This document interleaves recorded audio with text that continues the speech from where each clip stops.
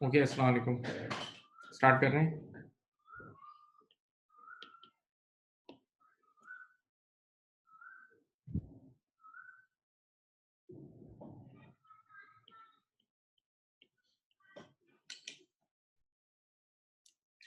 Last meetings में बच्चों हमने लास्ट मीटिंग्स में डिस्कशन कर ली थी। 5 ऑलमोस्ट क्वेश्चन हमने फाइनल अकाउंट के कर लिए हैं।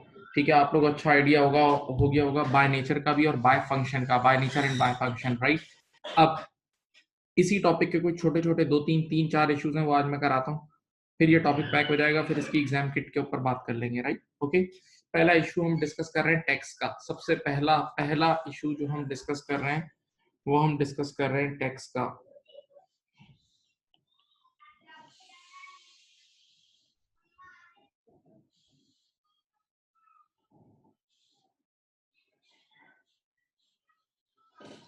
देखें, ये आपके पास 2 अकाउंटिंग पीरियड है मेरे प्यारे बच्चों। लेटेस्ट से ये है 1 जनवरी 17, ये दिसंबर 17 और ये दिसंबर 18। एक छोटी सी कहानी है, छोटी सी स्टोरी है जो आपने मेरी तरफ देख के सुन लेनी है। उस कहानी का थोड़ा सा हिस्सा आपने ऑलरेडी सुना हुआ है, उस कहानी का ऑलरेडी कुछ हिस्सा आपने सुना हुआ है। वो क्या है? देखें, ये फर्स्ट अकाउंटिंग पीरियड है, पहला अकाउंटिंग पीरियड नजर आ रहा है। रियल लाइफ में क्या होता है? रियल लाइफ में कंपनी इस पहले अकाउंटिंग पीरियड का टैक्स सेकंड अकाउंटिंग पीरियड में पे करती है। ये टैक्स पे करने की डेट्स इस तरह है रियल लाइफ में कि इस फर्स्ट अकाउंटिंग पीरियड का टैक्स अगले अकाउंटिंग पीरियड में पे होता है। ठीक है, तो बेशक पहले अकाउंटिंग पीरियड का टैक्स अगले अकाउंटिंग पीरियड में पे होगा, पे, लेकिन बुक तो पहले ही अकाउंटिंग पीरियड में होगा ना। बुक तो पहले ही अकाउंटिंग पीरियड में ही होगा ना। तो आपने यहाँ एंट्री बनाई, देखो पहले अकाउंटिंग पीरियड में आपने टैक्स एस्टिमेट किया, तो वो आपका आया 50 रुपए। कितना आया? एस्टिमेटेड टैक्स आया 50। तो आपने ये एंट्री बनाई, देखो टैक्स एक्सपेंस डेबिट 50 रुपए। और सुकून से सोचो ये पे कब होगा? वेरी नेक्स्ट ईयर, ये अगले साल पे होगा, तो इस साल तो पे नहीं हुआ। तो सामने टैक्स पेएबल क्रेडिट, सामने टैक्स पेएबल क्रेडिट 50 रुपए, सही है। तो एंट्री बनेगी बेटा टैक्स एक्सपेंस डेबिट और tax payable credit, tax expense debit और tax payable credit, tax expense debit और टैक्स पेएबल क्रेडिट। अब प्यार से ये एंट्री मैंने पिछले 5 सवाल में बनवाई थी, 5 के 5 सवाल में तुम्हें बनाई थी। ठीक है, अब जरा सोचो ईयर एंड पर ये तुम्हारे पास टैक्स की लायबिलिटी आ रही होगी, करंट लायबिलिटी 50 रुपए की आ रही होगी। इस साल का टैक्स अगले साल पे करेंगे तो ईयर एंड पर आपकी लायबिलिटी आ रही होगी। अब कहानी में ट्विस्ट, सुनना शुरू करो, होश में रहो। इस साल का टैक्स पे कब होता है? अगले साल। तो ये 50 हमने सोचा था 50 रुपए पे होगा। जब हम अगले साल पे करने गए ना, तो अब जरा सुने, रियल लाइफ में कई बार क्या होता है, टैक्स कमिश्नर कभी चेंज हो जाता है, कभी टैक्स रेट चेंज हो जाते हैं, कभी टैक्स का कानून रिवाइज हो जाता है, राइट। तो ऐसी सूरत हाल में हमने सोचे थे 50 रुपए और हमें पे करने पड़ गए 60 रुपीज। हमने सोचे थे 50 रुपए और उसने सामने वाले ने एंड में हमसे कितने मांगे? 60। तो देखो इधर देखो, अब मैं नेक्स्ट अकाउंटिंग पीरियड में पेमेंट कर रहा हूँ। नेक्स्ट अकाउंटिंग पीरियड में मैंने गिन के 60 रुपीज उनको दिए, उनको दिए। तो मेरा कैश क्रेडिट हो जाएगा 60 से, मेरा कैश क्रेडिट हो जाएगा 60 से, सही है। पेमेंट कर दी। अच्छा बताओ, जैसे ये पेमेंट की तो ये 50 रुपए की लाइबिलिटी तो खत्म हो जाएगी ना। जो 50 रुपए की लाइबिलिटी मैंने बुक की थी वो खत्म हो जाएगी। तो मेरा टैक्स पेबल, ये देखो, मेरा टैक्स पेबल 50 रुपए से लाइबिलिटी खत्म हो जाएगी, डेबिट। और अब मुझे बताओ, क्या ये दोनों साइड सेम है? क्या ये दोनों साइड सेम? नहीं। ये 10 रुपए का एक एक्सपेंस अराइज हो जाएगा जिसको हम बोलते हैं अंडर प्रोविजन। ये 10 रुपए का एक एक्सपेंस अराइज हो जाएगा जिसको हम कहते हैं, ये देखो, ये इसका नाम है अंडर प्रोविजन। Under provision. बच्चे ने कहा अंडर प्रोविजन क्या मतलब? मैंने कहा सुनो, पिछले साल हमने कम एक्सपेंस प्रोवाइड किया था, पिछले साल हमने कम एक्सपेंस सोचा था, जबकि रियलिटी में पे ज्यादा हुआ। तो इसका मतलब हमें उसूलन उसूलन हमें 60 का एक्सपेंस बुक करना चाहिए था, उसूलन हमें 60 का एक्सपेंस बुक करना चाहिए था, लेकिन हमने 50 का बुक किया था। तो अब रिमेनिंग 10 का एक्सपेंस अगले साल बुक करेंगे, रिमेनिंग 10 का एक्सपेंस अगले साल बुक करेंगे। तो this is the first case my dear students, this is the first case. ये पहला केस है जिसमें हमने सोचा था 50 रुपए और अगले साल पे कितना हुआ? 60। तो इसको बोलते हैं अंडर प्रोविजन, यानी आपने अंडर अंडर कम प्रोवाइड किया था, कम सोचा था और पे ज्यादा हुआ, सही है। और अंडर प्रोविजन हमारा एक्सपेंस है, अंडर प्रोविजन हमारा एक एक्सपेंस है। अब मैं 30 सेकंड के लिए चुप हूं, पहले आराम से एक नजर देख लो, कोई मुश्किल नहीं है, एक नजर देख।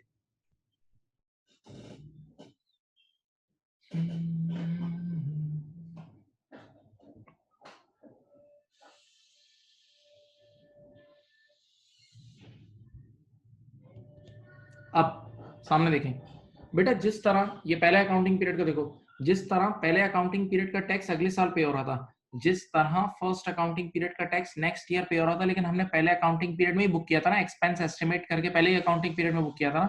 सिमिलरली इधर देखें, ये जो सेकंड अकाउंटिंग पीरियड है, ये देखो स्क्रीन पे देखो, ये जो सेकंड अकाउंटिंग पीरियड है इसका अपना टैक्स अगले साल पे होगा। जो दिसंबर 18 वाला अकाउंटिंग पीरियड है उसका टैक्स तो अगले साल पे होगा ना, लेकिन उसका भी हम एस्टिमेट करके बुक यहीं करेंगे, उसका भी हम एस्टिमेट करके बुक यहीं करेंगे।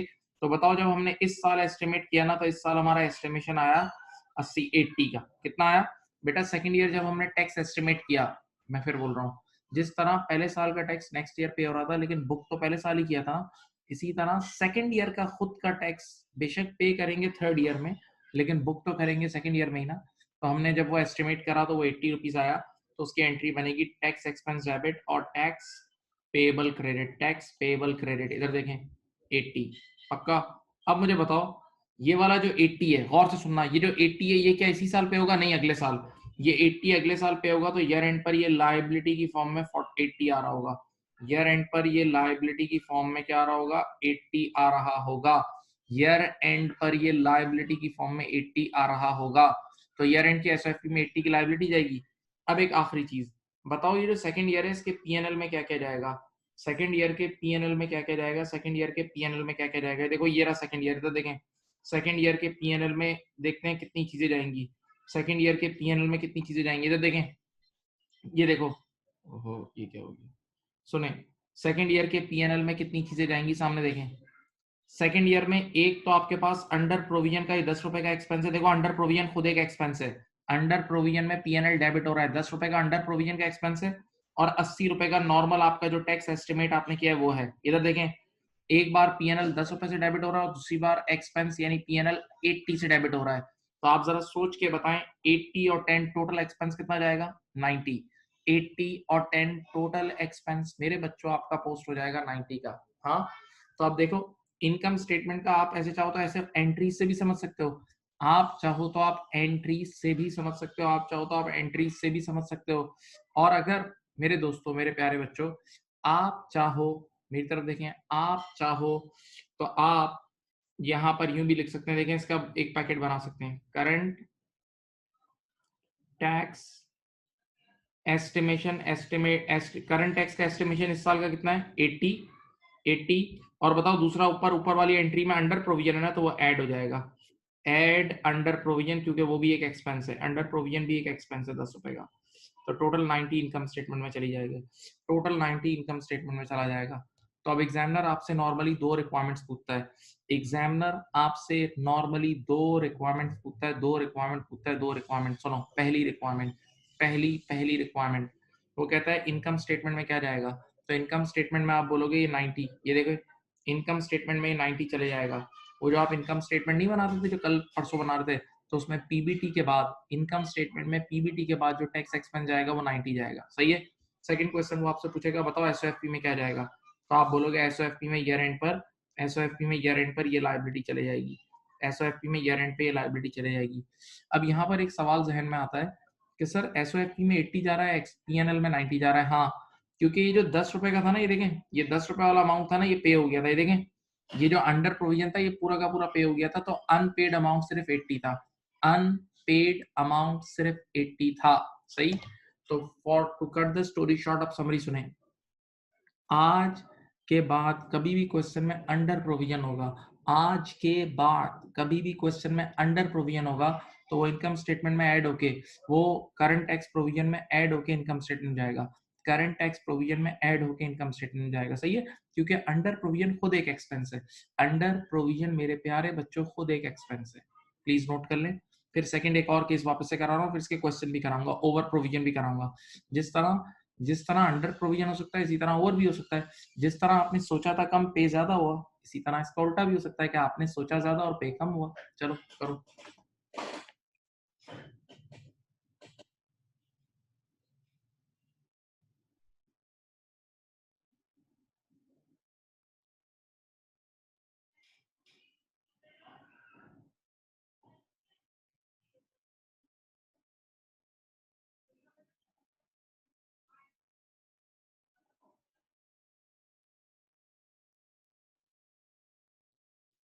बेटा लिख लिया, लाजमी लिखना होगा, लिखना लाजिम है।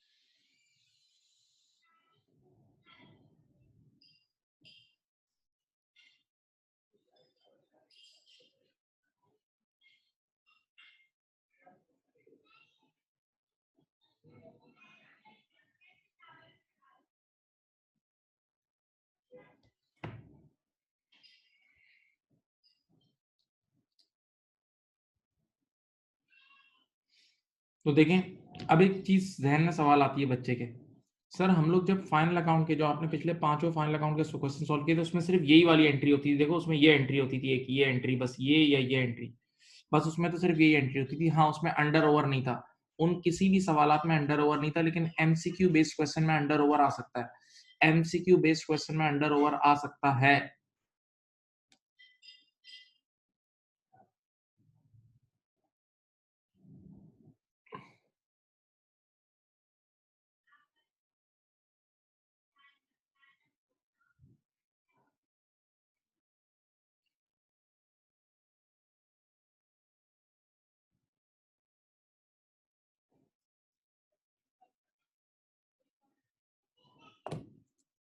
चलो, अब मैं तुम्हें एक काम करता हूँ, एक और चीज साथ साथ पढ़ा रहा हूँ। मैं सेकंड वाले अकाउंटिंग पीरियड के लिए तुम्हें एक टी अकाउंट बनाना भी सिखाता हूँ। इधर देखो, सेकंड अकाउंटिंग पीरियड के लिए मैं तुम्हें टी अकाउंट बनाना सिखा रहा हूँ। सेकंड अकाउंटिंग पीरियड, दिसंबर 2018 के लिए। देखो, ये टैक्स का टी अकाउंट बनेगा, टैक्स पेएबल अकाउंट। बेटा याद करो, तुम लोगों ने मेरे साथ मिलकर एक चैप्टर पढ़ा था जिसका नाम था एक्रूवल्स एंड प्रीपेमेंट। एक्रूवल्स एंड प्रीपेमेंट पढ़ा था, उसमें तुम रेंट पेएबल अकाउंट बनाते थे, इंश्योरेंस पेएबल अकाउंट बनाते थे, वेजेस पेएबल, ये सब बनाते थे ना, वैसा ही अकाउंट है ये। टैक्स पेएबल अकाउंट है बच्चों, इधर देखो, ये टैक्स पेएबल अकाउंट है। सेकंड अकाउंटिंग पीरियड की बात हो रही है। बताओ, इधर देखो, देखो स्क्रीन पे देखें। सेकंड अकाउंटिंग पीरियड की बिगनिंग लायबिलिटी 50 है, एंडिंग लायबिलिटी 80 है। सेकंड अकाउंटिंग पीरियड की ओपनिंग लायबिलिटी 50 है, और एंडिंग लायबिलिटी कितनी है बेटा भाइयों?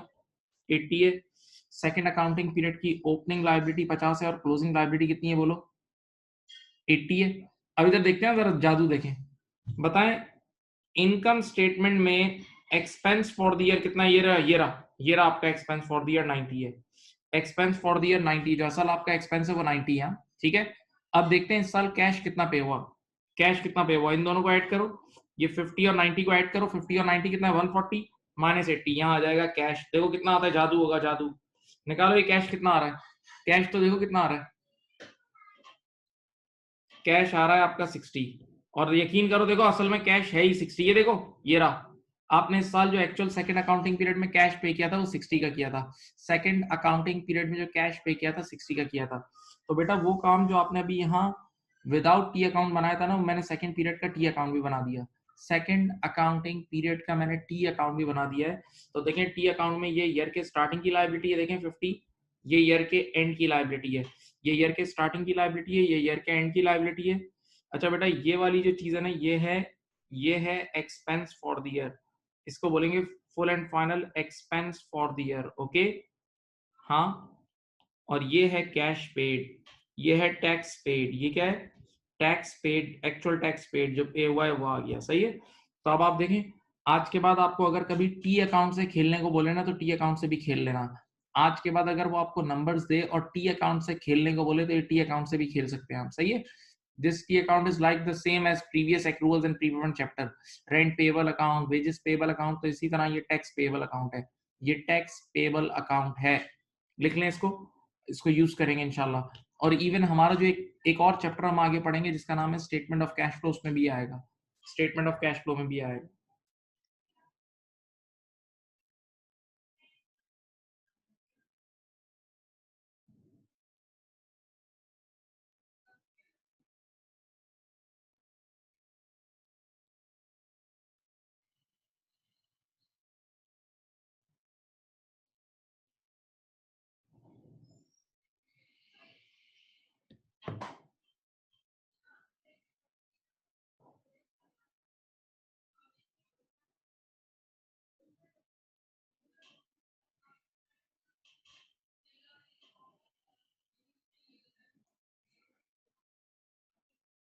लिख लिया भाई।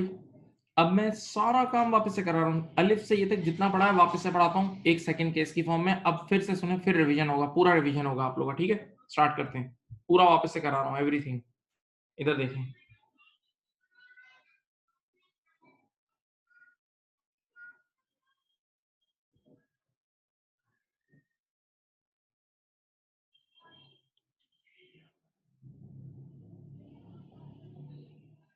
चलो, ये है आपके पास 1 जनवरी 17, ये दिसंबर 17 और ये दिसंबर 18। बहुत प्यार मोहब्बत से चलें, बहुत आराम से बोर्ड पे देखें। देखें, पहला अकाउंटिंग पीरियड नजर आ रहा है। आप सब जानते हैं, आपने फाइनल अकाउंट में पढ़ा है कि कंपनी एक फर्स्ट अकाउंटिंग पीरियड का टैक्स नेक्स्ट अकाउंटिंग पीरियड में पे करती है। कंपनी फर्स्ट अकाउंटिंग पीरियड का टैक्स नेक्स्ट अकाउंटिंग पीरियड में पे करती है, लेकिन वो जो बुक करती है वो तो पहले अकाउंटिंग पीरियड में बुक करेगी ना। तो यहाँ हमने जब टैक्स एस्टिमेट किया तो वो 50 रुपए का आया। वो कितना आया? 50 रुपए का आया। तो मैंने एंट्री बनाई, टैक्स एक्सपेंस डेबिट 50 रुपए और टैक्स पेबल क्रेडिट 50 रुपए। टैक्स एक्सपेंस डेबिट 50 रुपए और टैक्स पेबल क्रेडिट 50 रुपए, सही है। अच्छा, ये एक्सपेंस जो मैं डेबिट करता हूँ उसकी जगह पीएनएल डेबिट करना भी बिल्कुल सही है। एक्सपेंस जो मैं डेबिट करता हूँ उसकी जगह कोई पीएनएल डेबिट कर दे, ये भी बिल्कुल सही है, इजाजत है इसकी, कोई गलत बात नहीं है, ठीक है। अब मुझे बताएं, ये 50 अगले साल पे होगा ना बेटा, ये 50 नेक्स्ट ईयर पे करना है, तो इस साल के एंड तक तो पे नहीं हुआ होगा, ईयर एंड तक तो पे नहीं हुआ होगा। तो यहाँ ईयर एंड पे ये लाइबिलिटी नजर आ रही होगी 50 रुपए की। ईयर एंड पे लाइबिलिटी नजर आ रही होगी कितने की बेटा? 50 रुपए की, सही है। अब जरा सोचें, ये पे होगा नेक्स्ट ईयर, ये पे होगा नेक्स्ट ईयर। तो जब नेक्स्ट ईयर मैं इसको पे करने जाऊंगा ना, इधर देखें, नेक्स्ट ईयर में जब इसको पे करने जाऊंगा, तो यार अब सेकंड केस सुनो, मैंने सोचा था 50 रुपए पे होगा, मैंने सोचा था 50 रुपए पे होगा, लेकिन अगले साल मैंने कहा था ना, कई बार टैक्स कमिश्नर चेंज हो जाता है, टैक्स के लॉस चेंज हो जाते हैं, टैक्स का रेट चेंज हो जाता है। तो मुझे 50 की जगह सिर्फ 45 पे करना पड़ा। मुझे 50 की जगह सिर्फ कितना पे करना पड़ा? 45 पे करना पड़ा, 45। तो मैंने क्या करा, एक मिनट याद रखें, मैंने कैश क्रेडिट कर दिया 45 से कैश क्रेडिट कर दिया। अच्छा देखो, जैसे ही मैंने 45 की पेमेंट की, मेरी पूरी लाइबिलिटी खत्म हो जाएगी। जैसे ही मैंने 45 की पेमेंट की, मेरी पूरी लाइबिलिटी, बताओ लाइबिलिटी मेरी कितने की थी? 50 की थी। तो मेरी लाइबिलिटी पूरी टैक्स पेबल के नाम से 50 रुपए से खत्म हो गई।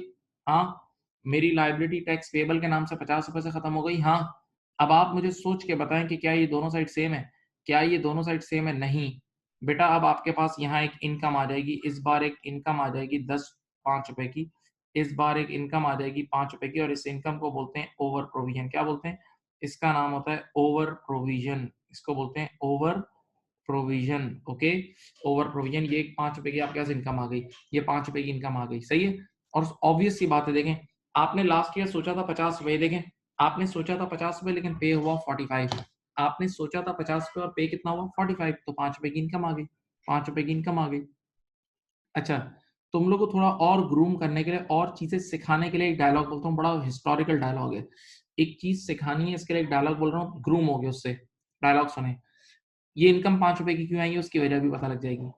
अकाउंटिंग की दुनिया का एक उसूल है, अकाउंटिंग के वर्ल्ड का एक उसूल है, कोई भी लायबिलिटी विदाउट पेइंग एनीथिंग खत्म हो जाए वो इनकम होती है।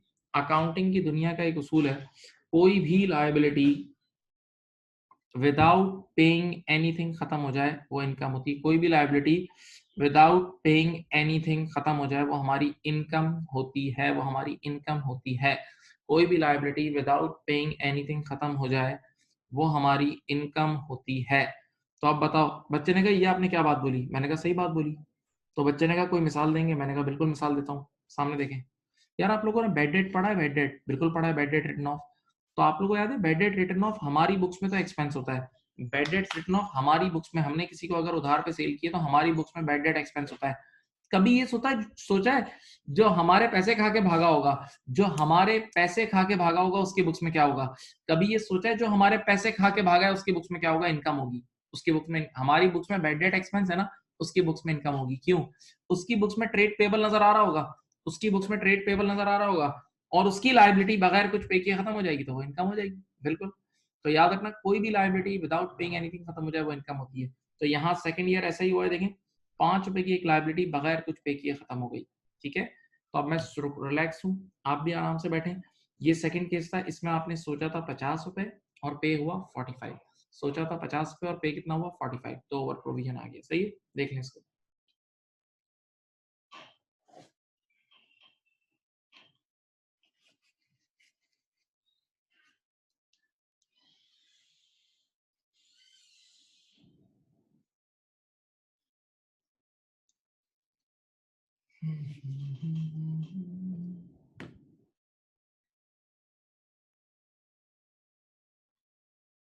अब एक छोटी सी बात सुने, वही वाली पुरानी बात।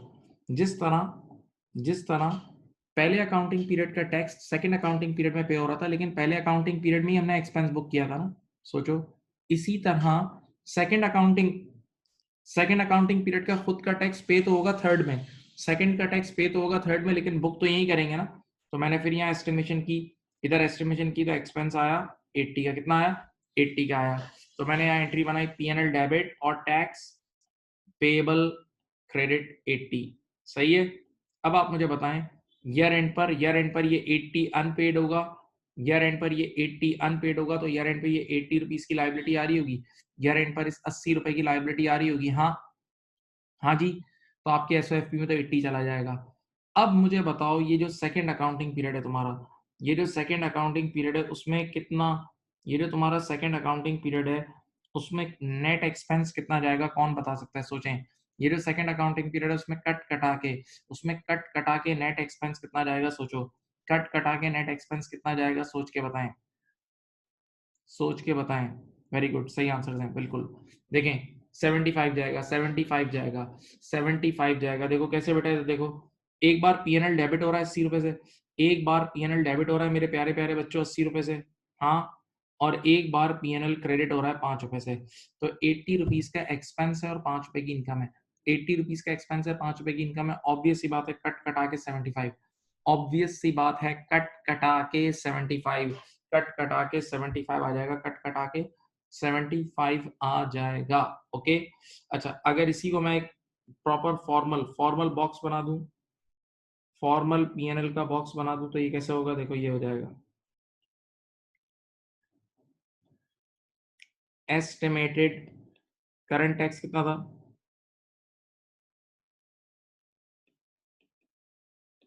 80 रुपए का करंट टैक्स का एक्सपेंस था। और मुझे बताएं, इस बार अंडर था या ओवर? ओवर प्रोविजन था ना, तो वो इनकम है, इनकम है तो इनकम लेस हो जाएगी, लेस ओवर प्रोविजन 5 रुपए, तो ऑटोमेटिकली यू विल गेट 75। ठीक है। तो अब देखें, इस बार इनकम स्टेटमेंट में यानी पीएनएल में 75 जाएगा, इनकम स्टेटमेंट यानी पीएनएल में 75 जाएगा। जबकि मेरे बच्चों, आपकी एसओएफपी में जो ईयर एंड पे लायबिलिटी जाएगी, एसओएफपी में लायबिलिटी जो जाएगी वो 80 की जाएगी। सही है। हाँ, पक्का। अब एक सवाल है, देखें, एक समरी सुन लें, समरी आराम से बैठ के सुनो। आज के बाद अगर क्वेश्चन में अंडर होगा, अंडर अंडर प्रोविजन, जो पिछले सवाल में था, under provision current year estimated tax में ऐड होकर इनकम स्टेटमेंट में जाता है, और over provision current year estimated tax से लेस होकर इनकम स्टेटमेंट में जाता है।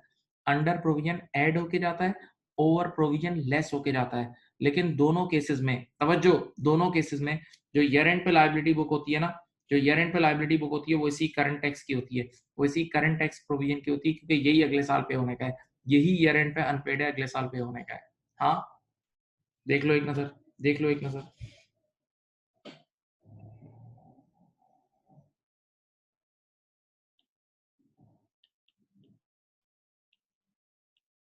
बच्चे ने कहा अकाउंट बना के वेरीफाई करवा देंगे।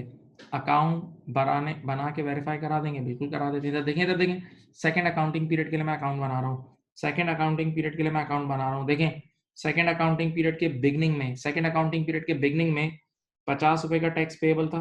हाँ, और सेकंड अकाउंटिंग पीरियड के एंड पे 80 का टैक्स पेएबल था। देख लें, सेकंड अकाउंटिंग पीरियड के बिगनिंग में 50 रुपए का टैक्स पेएबल था और सेकंड अकाउंटिंग पीरियड के एंड में 80 का टैक्स पेएबल था। हाँ, अब आप मुझे बताएं कि इनकम स्टेटमेंट में एक्सपेंस फॉर द ईयर कितना है इस बार। एक्सपेंस फॉर द ईयर कितना है, ये देखें, ये रहा। Expense for the year is 75। Expense for the year is 75। चलो इन दोनों को ऐड करके लेस करो, ये आएगा कैश। ये आ जाएगा तुम्हारा कैश। देखो सही आया है गलत आया है?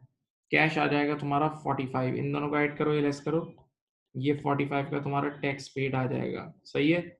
और वाकई इस साल टैक्स पे हुआ है 45 का। ये देखो, वाकई इस साल टैक्स पे कितना हुआ है? 45 का टैक्स पे हुआ है।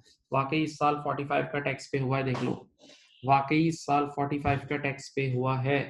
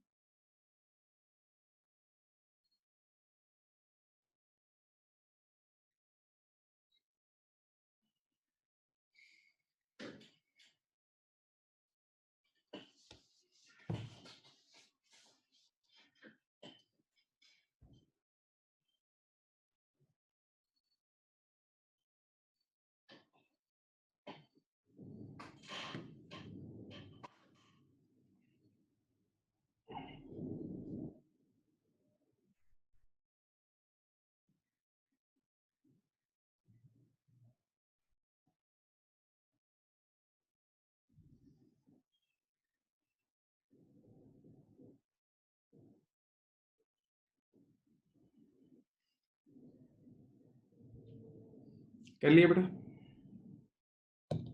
बोलो भाई, कर लिया? कंफर्म? तो अब भूलना नहीं, अंडर प्रोविजन ऐड होकर इनकम स्टेटमेंट में जाता है, ओवर प्रोविजन लेस होकर जाता है। ये टी अकाउंट भी याद रखना है, टी अकाउंट भी यूजफुल है। चलो, अब मैं एक क्वेश्चन आपके सामने बना रहा हूँ। बनाऊं, स्टार्ट करूं, बोलो। अच्छा, कॉपी कर रहे हैं, सॉरी।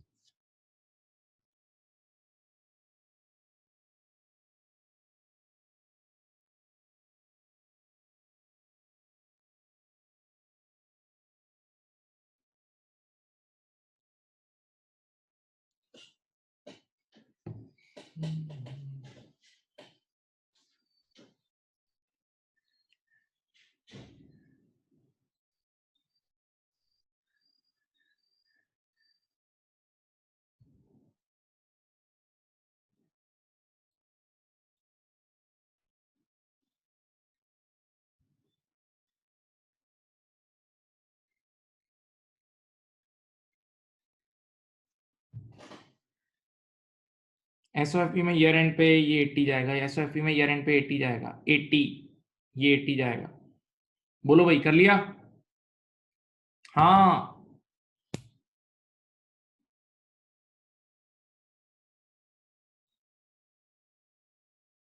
चलो, अब मैं क्वेश्चंस बनाता हूँ कुछ छोटे छोटे।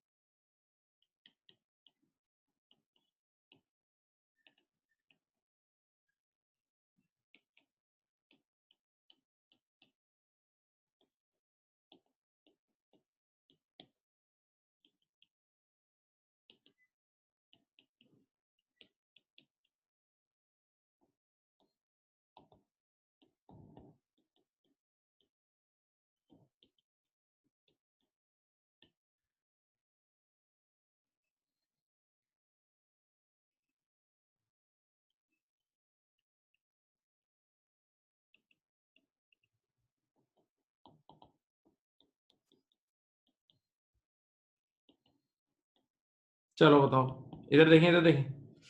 लास्ट ईयर की एस्टिमेटेड टैक्स था, लास्ट ईयर पिछले साल हमने टैक्स एस्टिमेट किया था 200, लेकिन इस साल एक्चुअल टैक्स पे कितना हुआ 230। पिछले साल सोचा था 200, इस साल पे हुआ 230। अच्छा, इस साल का एस्टिमेटेड टैक्स है 500। रिक्वायरमेंट में नंबर 1 क्या है, पीएनएल एक्सट्रैक्ट। वो पीएनएल का डब्बा बनाया कि एक्चुअल टैक्स एक्सपेंस कितना आएगा और ईयर एंड की एसएफपी पे क्या जाएगा। चलो करो, एक एक मिनट का सवाल है, लिखना जरूर एक एक मिनट के सवाल आप।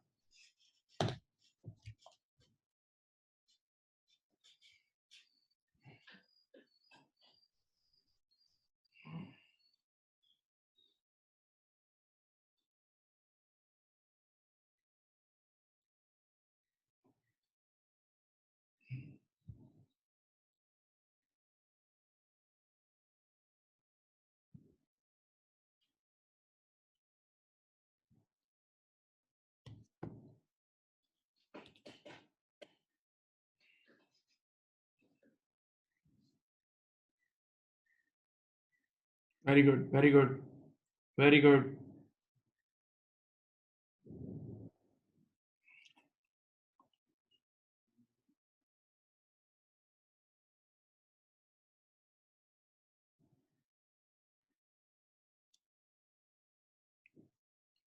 सिंपल सोचो, आपने लास्ट ईयर सोचा था 200 रुपए और पे हुआ है 230, तो आपके पास एक अंडर प्रोविजन आ रहा है 30 रुपए का। अंडर प्रोविजन आ रहा है 30 रुपए का, देख लो। सही है, अंडर प्रोविजन 30। लास्ट ईयर सोचा था 200 और इस साल पे हुआ है ज्यादा, तो अंडर प्रोविजन हुआ 230। और आप बताओ, करंट ईयर एस्टिमेटेड टैक्स है 500। तो अगर आप पीएनएल का बॉक्स बनाना चाहो तो ये बनेगा भाई, इधर देखो। आपका करंट टैक्स कितना है, करंट टैक्स एस्टिमेशन है 500। और इस बार अंडर है ना, under under provision, under provision add होगा। ऐड अंडर प्रोविजन कितना है, 30 रुपए। तो 530 रुपए आ गया। ऐड अंडर प्रोविजन 30 रुपए, तो 530 रुपए आ गया। हाँ, राइट, ऐसा ही है। अब मुझे बताएं, ईयर एंड पर आपके पास लाइबिलिटी कितनी है, ईयर एंड पर आपके पास लाइबिलिटी कितनी आ रही है, ईयर एंड पर आपके पास लाइबिलिटी कितनी आ रही है, ईयर एंड पर आपके पास लाइबिलिटी कितनी आएगी। हमेशा लाइबिलिटी, ये जो करंट टैक्स प्रोविजन है यही आएगी 500। करंट टैक्स प्रोवी सॉरी, ये इधर लिख दिया, माफी। लाइबिलिटी हमारे पास हमेशा करंट टैक्स की आती है, तो ये आ रहा है 530 और ये आ रहा है 500। हाँ भाई, लाइबिलिटी हमेशा करंट टैक्स की आती है, ऐसा ही है। चलो, एक मिनट में मैं तुम्हें अकाउंट बना के वेरीफाई भी कराता हूँ, ऐसे ही ताकि आदत बने थोड़ी सी। सुने, बताएं, पिछले साल का लास्ट ईयर का जो एस्टिमेटेड टैक्स होगा वो ओपनिंग लायबिलिटी होगी। लास्ट ईयर का opening estimated tax opening liability होगी। इस साल की क्लोजिंग लायबिलिटी ये रही 500। ठीक है, अब मुझे बताएं पीएनएल में कितना गया। पीएनएल में गया है, ये रहा पीएनएल में 530 टैक्स एक्सपेंस। क्या आप लोग बता सकते हैं कैश कितना आया होगा, टैक्स पेड कितना आया होगा, सोच लो, टैक्स पेड कितना आया होगा। 230 का टैक्स पेड आएगा, और देखो ये मैच हो रहा है इससे, उसी नंबर से। सही है, 230 का टैक्स पेड उसी नंबर से मैच हो रहा है।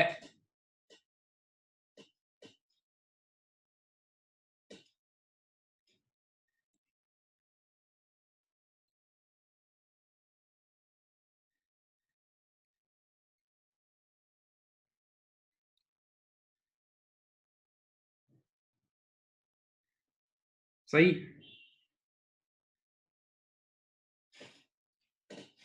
कर लिया, बोलो।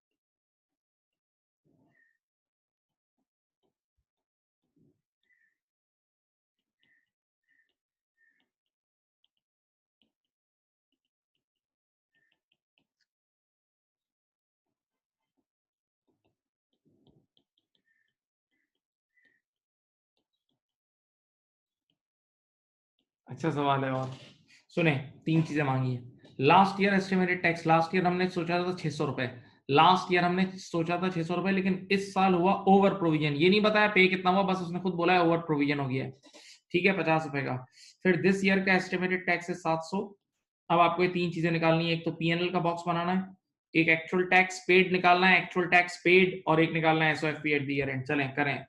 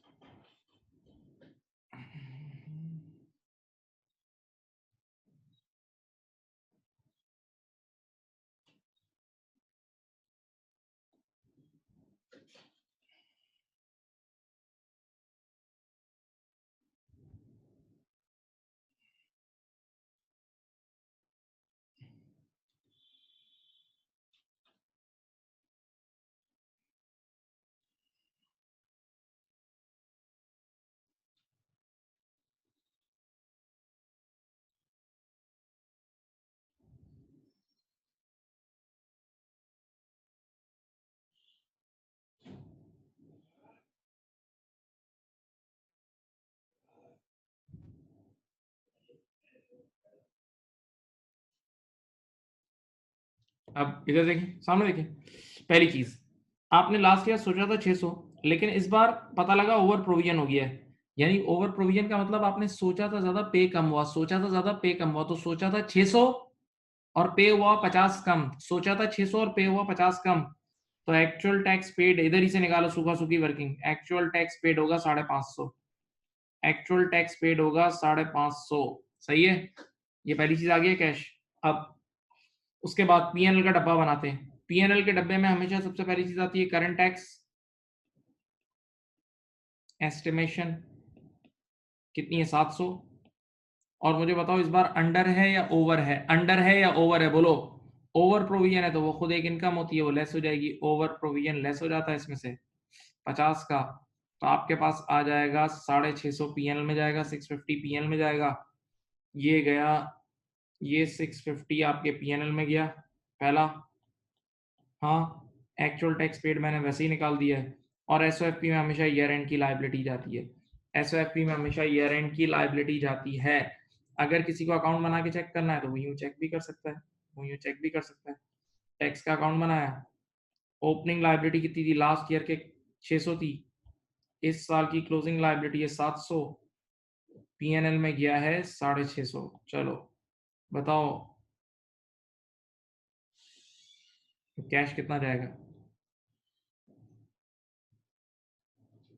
बताओ कैश कितना जाएगा? 550 खत्म। देख लो भाई।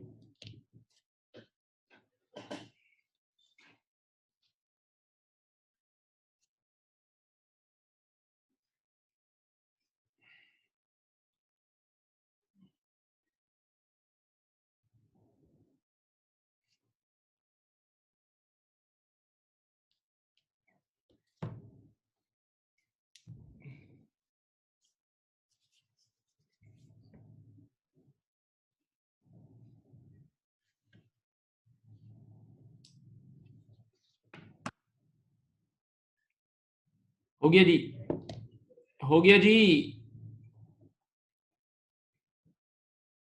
एक बीपीपी की किट का सवाल भी आपको नकद करा देता हूँ अभी अभी, 1 मिनट का सवाल है, देख लो।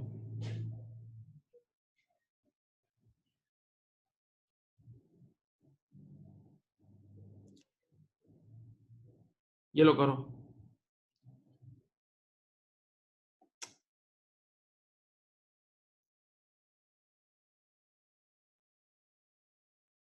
ये लीजिए, करेंगे 21.1, 21.1 बीपीपी की किट का एक सवाल है, जल्दी से कर लो नकद। मांग रहा है ये चार्ज फॉर टैक्सेशन का मतलब एक्सपेंस पीएनएल का। हाँ, पीएनएल मांग रहा है।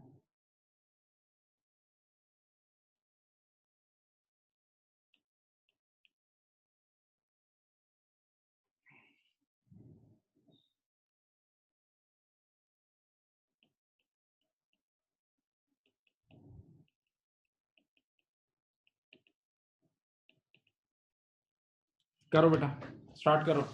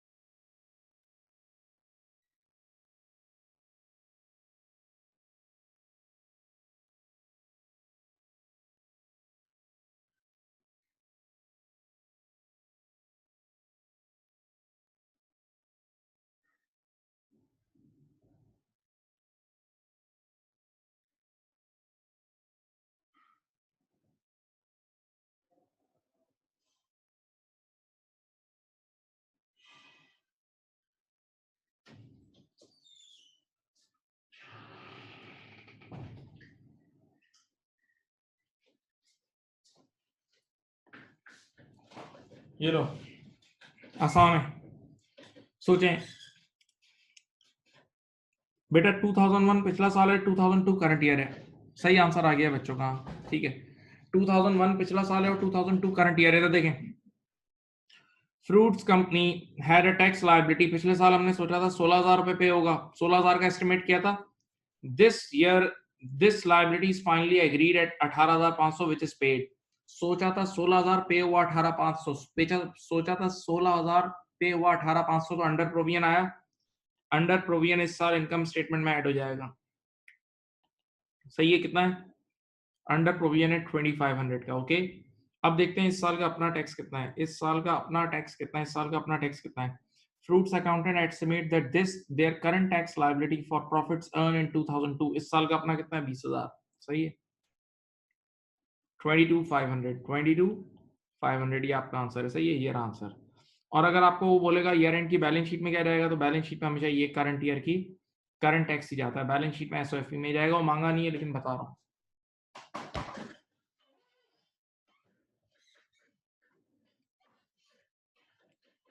एक छोटी सी टैक्स की एडजस्टमेंट थी जो कभी कभार आ भी जाती है। इवन ये पार्ट 2 लेवल पे भी आती है। पार्ट 2 का भी पार्ट है, लेकिन पार्ट 1 में भी ये चीज पूछी जाती है। आना चाहिए, आप लोग आना चाहिए भाई। बोलो बोलो भाई।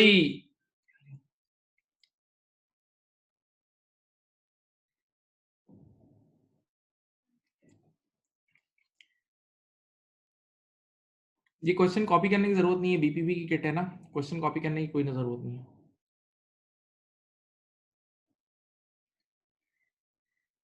ये एक बच्चा कोई लास्ट क्वेश्चन देखना चाह रहा था, किसी की मैसेज आया था, देख लो लास्ट क्वेश्चन।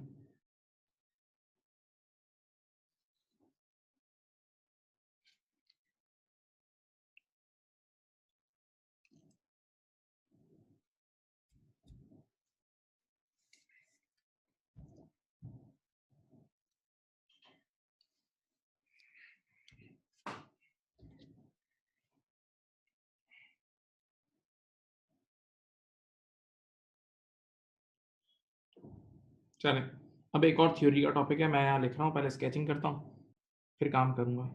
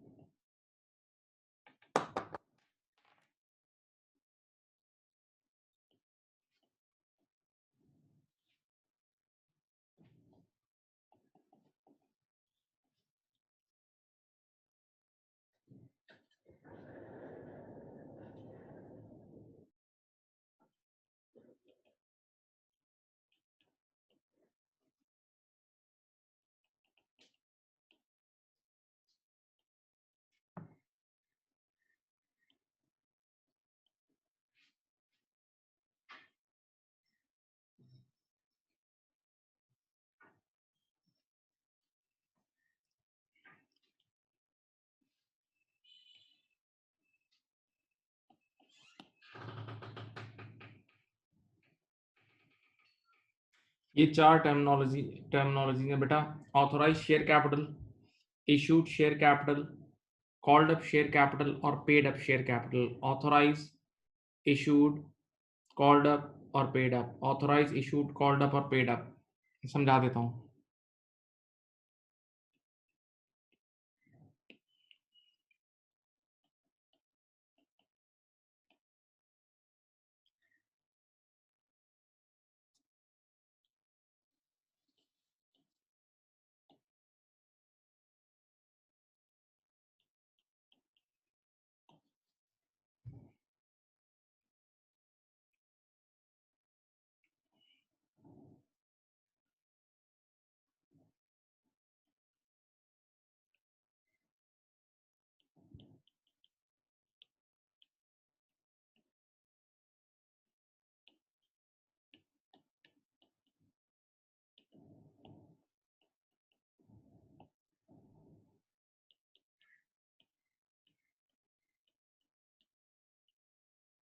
समझा रहा हूँ, एक मिनट।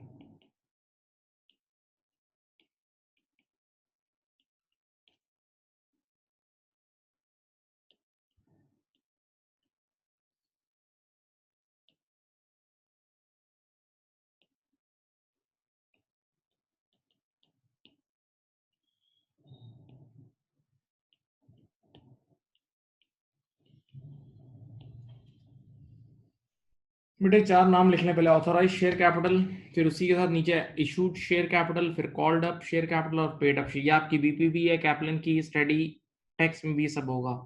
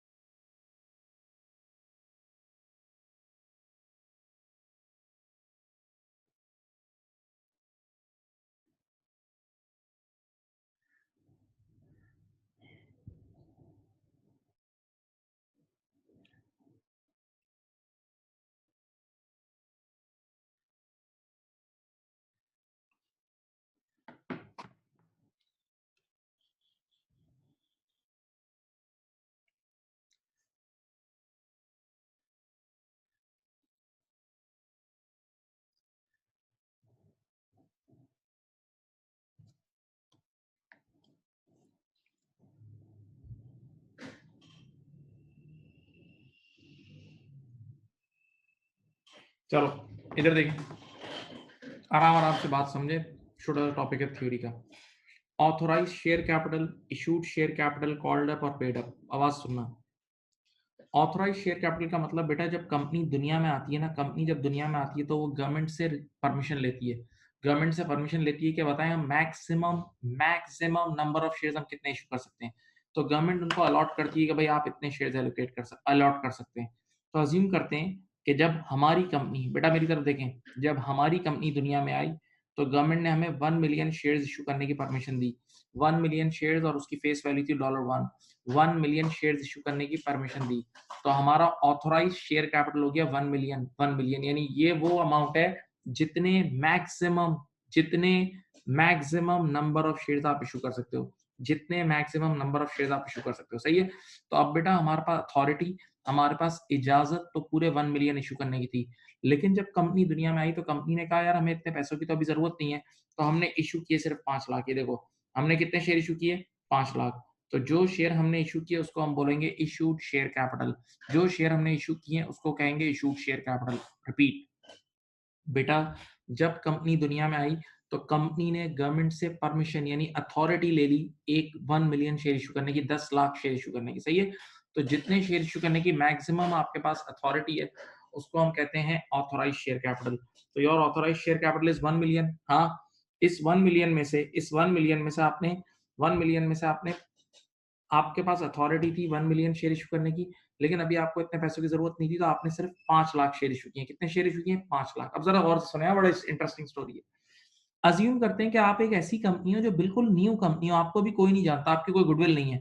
तो भाई जो गुडविल वाली कंपनी होती है ना, जो गुडविल वाली कंपनी होती है वो तो जब शेयर इशू करती है तो लोग फॉरन ले लेते हैं, बल्कि शेयर प्रीमियम भी पे करते हैं, लोग एक्स्ट्रा भी पे करते हैं, सही है। लेकिन हमारी अभी गुडविल वाली कंपनी नहीं, नई कंपनी है। तो अब जब हमने 5 लाख शेयर इशू किए ना, तो लोग हमें पूरे 5 लाख की पेमेंट थोड़ी करेंगे। तो हमने उनसे पैसे जो कॉल किए हैं वो सिर्फ 3 लाख के किए हैं। हमने शेयर इशू कर दिए 5 लाख, हमने शेयर इशू कर दिए 5 लाख, लेकिन हमने उनसे पैसे सिर्फ लिए 3 लाख के। हमने पैसे लिए हैं सिर्फ 3 लाख के पैसे लिए, सिर्फ 3 लाख के पैसे लिए, 3 लाख के पैसे मांगे, 3 लाख के पैसे मांगे।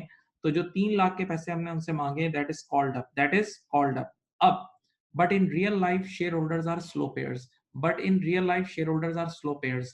तो शेयर होल्डर ने अभी ईयर एंड तक हमें कितना पे किया है? 290। ईयर एंड तक शेयर होल्डर ने हमें 290 पे किया है, तो जो अमाउंट शेयर होल्डर ने हमें पे कर दिया, that is paid up share capital. जो अमाउंट शेयर होल्डर ने हमें पे कर दिया, that is called paid up, that is called paid up share capital, that is called paid up share capital. तो 4 वर्ड्स हैं, मैं फिर बोल रहा हूँ, 4 वर्ड्स हैं। एक ऑथराइज, एक इशूड, एक कॉल्ड अप, एक पेड अप। सुनो, और मैं एक ऐसी कंपनी की बात कर रहा हूँ जिसकी कोई अभी गुडविल नहीं है। ऑथराइज शेयर कैपिटल का मतलब वो मैक्सिमम नंबर ऑफ शेयर जो हम इशू कर सकते हैं, वो मैक्सिमम नंबर ऑफ शेयर जो हम इशू कर सकते हैं, सही है? ओके, जिसकी हमें इजाजत है। तो हमें 1 मिलियन शेयर्स की इजाजत थी, लेकिन जब हम दुनिया में आए तो हमें इतने पैसों की जरूरत ही नहीं थी। तो हमने उस 1 मिलियन में से सिर्फ 5 लाख शेयर इशू किए हैं। तो जो एक्चुअल नंबर ऑफ शेयर हमारी तरफ से इशू किए गए हैं, that is our issued share capital, वो हमारा होगा इशूड शेयर कैपिटल। अब लेकिन यार अपनी कोई गुडविल ही नहीं है, तो अपनी अपनी आवाज पे लोग पैसे थोड़ी दे देंगे।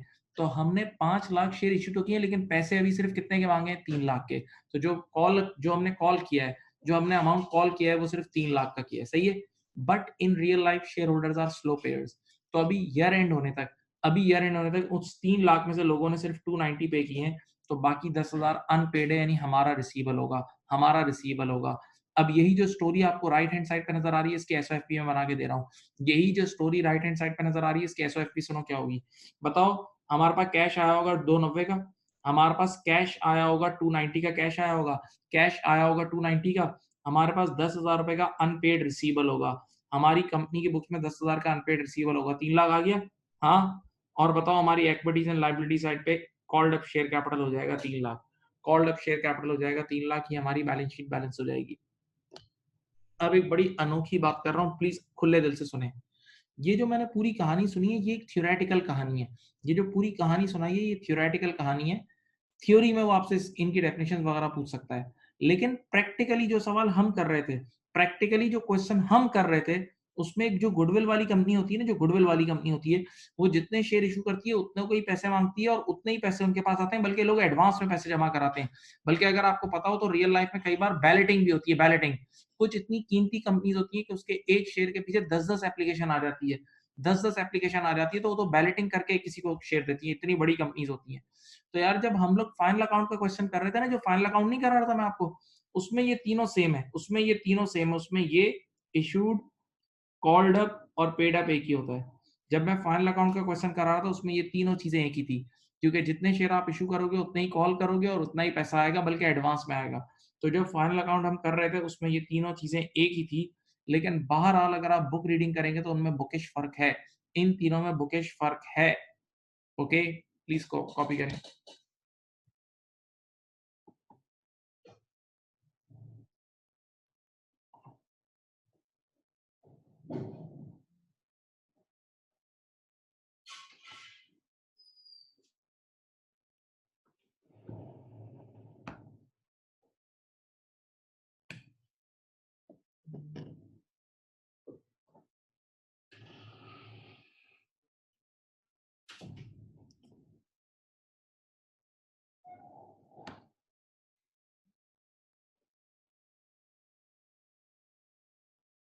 कॉल्ड अप का मतलब जितने शेयर्स की पेमेंट आपने कॉल की है, तो आपने 3 लाख 5 लाख इशू किए, लेकिन कॉल किए सिर्फ 3 लाख की पेमेंट।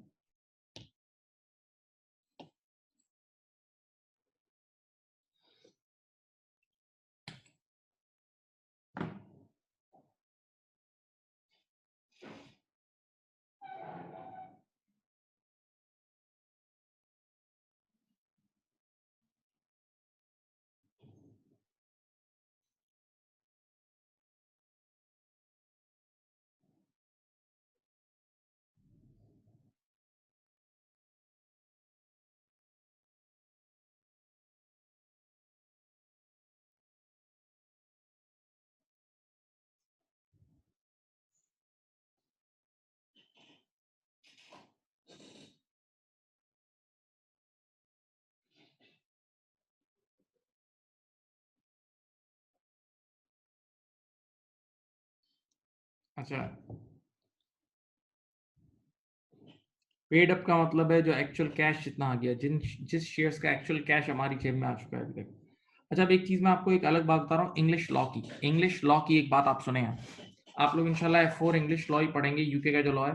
यूके के लॉ में अब ऑथोराइज शेयर कैपिटल की लिमिट खत्म हो गई है। यूके के लॉ में अब ऑथोराइज शेयर कैपिटल की, हम हमारा वैसे F3 इंटरनेशनल है, हमारा F3 वैसे इंटरनेशनल है, लेकिन यूके के कानून में इस वक्त ऑथोराइज शेयर कैपिटल की लिमिट खत्म हो चुकी है। ऑथोराइज शेयर कैपिटल की लिमिट खत्म हो चुकी है, यानी गवर्नमेंट कहती है जितने शेयर आप इशू करना चाहें कर सकते हैं। सही है, ये इंग्लिश लॉ में आप लोग पढ़ोगे।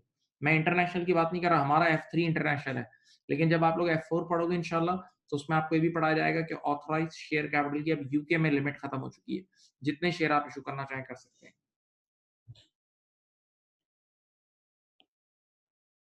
लिख लिया? बोलो भाई। कॉपीड?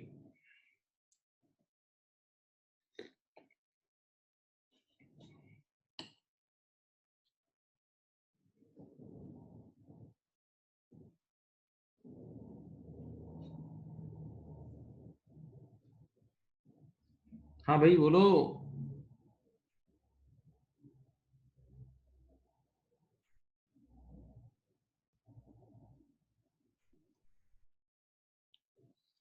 अच्छा जी,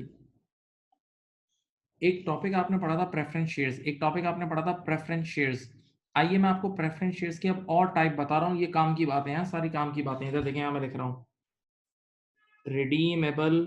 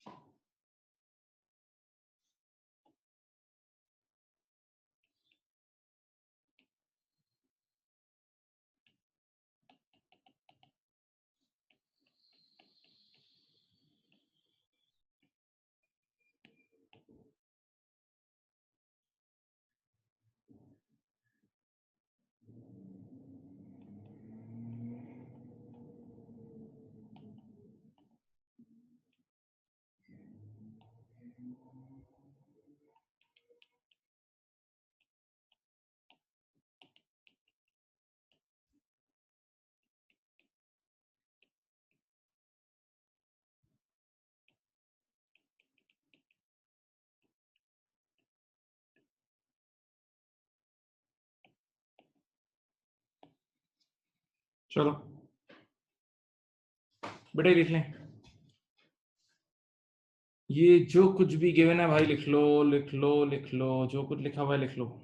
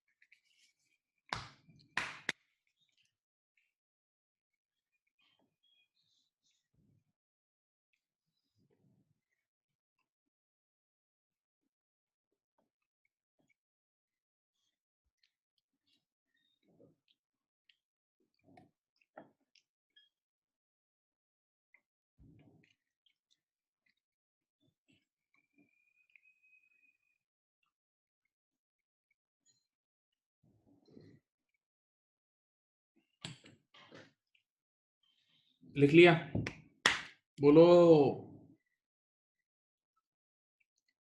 फरमाइए, लिख लिया।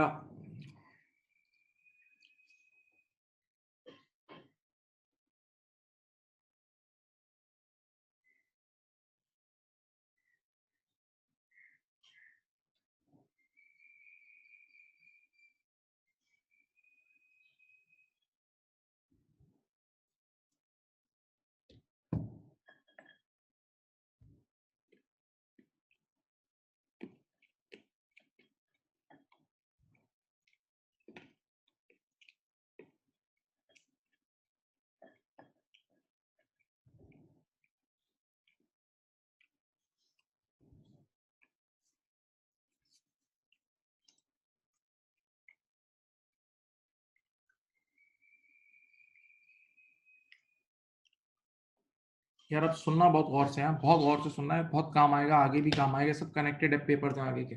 सुनो बेटा, जिस तरह मैंने आप लोगों को एक बार डिबेंचर्स डिबेंचर्स यानी loan notes, debentures loan notes की दो टाइप लिखवाई थी, रिडीमेबल और इररिडीमेबल, रिडीमेबल और इररिडीमेबल। इसी तरह प्रेफरेंस शेयर्स भी मेरे बच्चों रिडीमेबल भी होते हैं और इररिडीमेबल भी होते हैं। कान खोलो, प्रेफरेंस शेयर्स भी रिडीमेबल भी होते हैं और क्या होते हैं बोलो, इररिडीमेबल भी होते हैं। बताओ, रिडीमेबल प्रेफरेंस शेयर्स का मतलब, रिडीमेबल का मतलब क्या? रिडीमेबल प्रेफरेंस शेयर्स वो प्रेफरेंस शेयर्स होते हैं, सुने, कि कंपनी ने आज प्रेफरेंस शेयर इशू किया, आप लोगों से पैसे ले लिए। कंपनी ने आज आपको प्रेफरेंस शेयर इशू किया, आपसे पैसे ले लिए, और अभी के अभी आपको प्रॉमिस कर दिया कि आपको 5 साल बाद पैसे वापस मिल जाएंगे, या 4 साल बाद पैसे वापस मिल जाएंगे, या 3 साल बाद पैसे वापस मिल जाएंगे। तो रिडीमेबल, कान खोलो कान खोलो, रिडीमेबल प्रेफरेंस शेयर्स वो प्रेफरेंस शेयर होता है कि जिस दिन आप प्रेफरेंस शेयर इशू कर रहे होते हो, उसी दिन आप सामने वाले को रीपेमेंट डेट कंफर्म कर देते हो। आप उसी दिन उसको बताते हो कि आप पैसे कब लौटाओगे। तो जब आप रिडीमेबल प्रेफरेंस शेयर में डे वन पे ही वादा कर देते हो कि हम आपके पैसे वापस कर देंगे कुछ सालों बाद, तो आपके ऊपर contractual obligation to deliver cash आ जाता है। आपके ऊपर contractual obligation to deliver cash आ जाता है, और contractual obligation to deliver cash is a liability यानी लोन। तो रिडीमेबल प्रेफरेंस शेयर कुछ भी नहीं है, लोन है। बस एक आवाज लगा दो, रिडीमेबल प्रेफरेंस शेयर अगर क्वेश्चन में आ गया तो वो कुछ भी नहीं है, लोन है, वो लोन नोट है, वो लोन है, लोन है। रिडीमेबल प्रेफरेंस शेयर कुछ भी नहीं है, लोन है।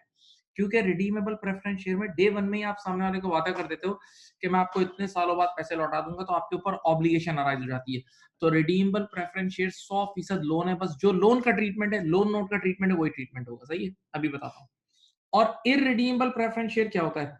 इररिडीमेबल प्रेफरेंस शेयर का मतलब, इररिडीमेबल प्रेफरेंस शेयर का मतलब कि जिसमें आपने कोई रीपेमेंट का भी वादा नहीं किया, कोई रीपेमेंट का वादा नहीं किया, तो इररिडीमेबल प्रेफरेंस शेयर इक्विटी की तरह ट्रीट होता है। इररिडीमेबल प्रेफरेंस शेयर इक्विटी की तरह ट्रीट होता है। अब सुनो, तो आज के बाद कभी भी रिडीमेबल प्रेफरेंस शेयर का नाम आएगा, आज के बाद कभी भी रिडीमेबल प्रेफरेंस शेयर का नाम आएगा तो समझ जाना लोन है। समझ जाना क्या है? लोन है। रिडीमेबल प्रेफरेंस शेयर्स कुछ भी नहीं है, लोन है। कुछ भी नहीं है, लोन है। कुछ भी नहीं है, क्या है? लोन है। अब सुनो, तो जो ट्रीटमेंट लोन का होता था एज इट इज वही ट्रीटमेंट इसका होगा। अब जरा आप एक बात सोचें, आपने, आप गौर से सुने, बताओ अगर आप लोन लेते थे तो लोन का इंटरेस्ट, आप लोन लेते थे तो लोन का इंटरेस्ट इनकम स्टेटमेंट में पीबीआईटी के बाद लेस होता था ना? अगर आप लोन लेते थे तो लोन का इंटरेस्ट इनकम स्टेटमेंट में पीबीआईटी के बाद लेस होता था। तो बेटा देखो, अगर आप रिडीमेबल प्रेफरेंस शेयर इशू करोगे तो उसका डिविडेंड भी इंटरेस्ट की तरह ही होगा, उसका डिविडेंड भी इंटरेस्ट की तरह ही होगा, उसका डिविडेंड भी इंटरेस्ट की तरह ही होगा, और इनकम स्टेटमेंट में से, और इनकम स्टेटमेंट में से पीबीआईटी के बाद लेस हो जाएगा। तो redeemable preference share is pure loan. Redeemable preference shares, बोलो बोलो जहां बैठे हो बोलो, redeemable preference shares is pure loan. तो जो लोन का ट्रीटमेंट है वही रिडीमेबल प्रेफरेंस शेयर का ट्रीटमेंट है। तो बताओ लोन का इंटरेस्ट, बताओ लोन का इंटरेस्ट इनकम स्टेटमेंट में पीबीआईटी के बाद लेस होता है ना? तो रिडीमेबल प्रेफरेंस शेयर्स भी मेरे बच्चों,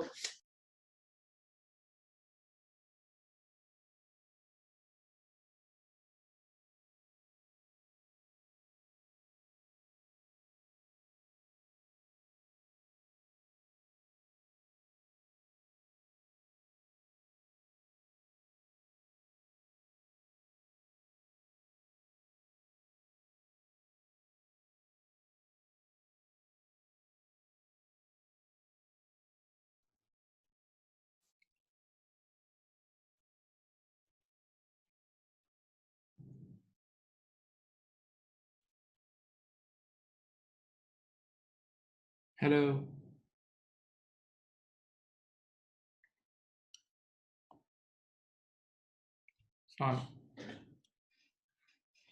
हेलो, हाँ सॉरी, जरा इंटरनेट डिस्कनेक्ट हो गया था। अब सुने, इधर देखिए,